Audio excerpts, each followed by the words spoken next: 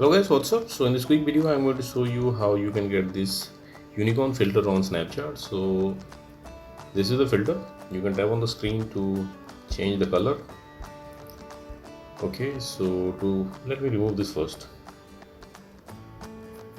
Okay, the filter is gone.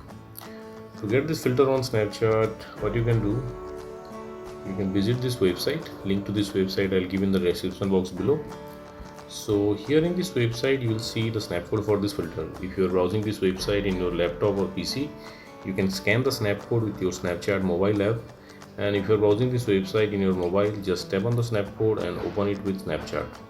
Okay, likewise, and you will see this pop-up, unlock for 48 hours. Just tap there. Okay, and there you go, you got the filter. So that's it guys. Likewise, you can get this unicorn filter on Snapchat. So thanks for watching the video guys. See you on the next video.